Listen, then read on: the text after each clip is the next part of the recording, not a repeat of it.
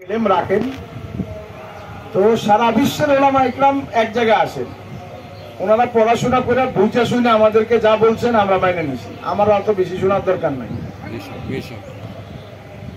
এইটা আমি আমার জন্য মনে করি।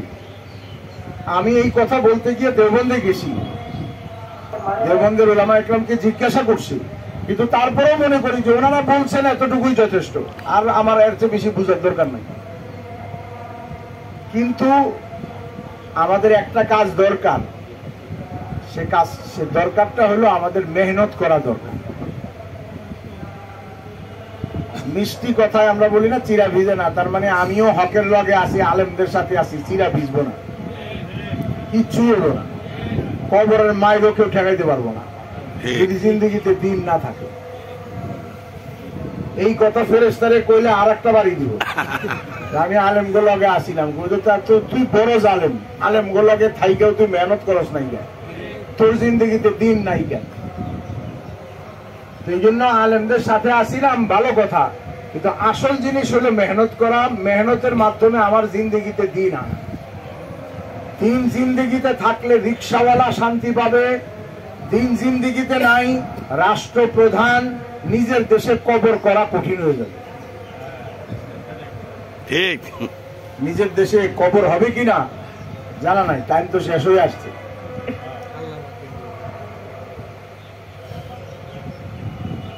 সোজা কথা, দিন যার জিন্দগিতে থাকবে আল্লাহ তার কাছে শান্তি দিবে।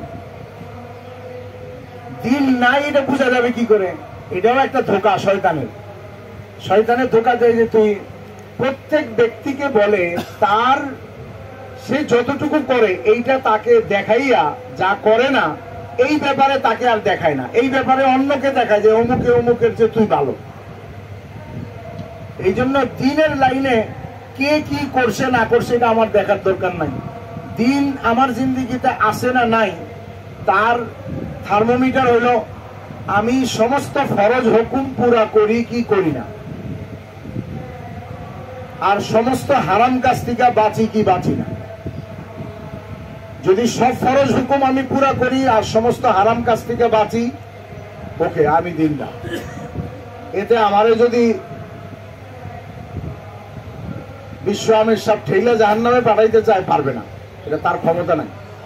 কাউরে জাহান্নামে পাঠাইবার ক্ষমতা আল্লাহ কোনো মানুষের দেয় নাই যে আমার না মানলে জাহান্নামে যাও। কারো বাপের জাহান্নাম, কারো বাপের জায়গিরদার না।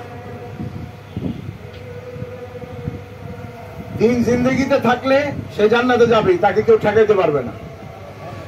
তবলিগের মেহনত তো দিন জিন্দগিতে আনার জন্য। এখন তবলিগ করি দিন জিন্দগিতে নাই, আর এই ব্যাপারে কোনো চিন্তাও মাথায় নাই, তাহলে এটা বড় সমস্যা, অনেক বড় সমস্যা। চিকিৎসা করে ভালো হয় না, তাড়াতাড়ি করে ভালো ডাক্তারের কাছে যান, চেষ্টা ভালো টেস্ট করেন, আর ক্যান্সার দেখা দিছে নিশ্চয়ই, তা না হলে ওষুধ খেলে ভালো হইল না কেন? এই জন্য আমাদের কাম, এই লাইনের কথা বহুত শুনছি আমরা 6 বছর 7 বছর, এখন কাম হলো কাম করা। রোজানা 3 কাম, তালিম, মশওয়ারা, মানুষের সাথে আল্লাহর জন্য দেখা করা। আমি যদি 3 কাম করি আলহামদুলিল্লাহ, যদি না করি ওই যে আলেমগুলো লাগে আসি, চিরা ভিজবো না।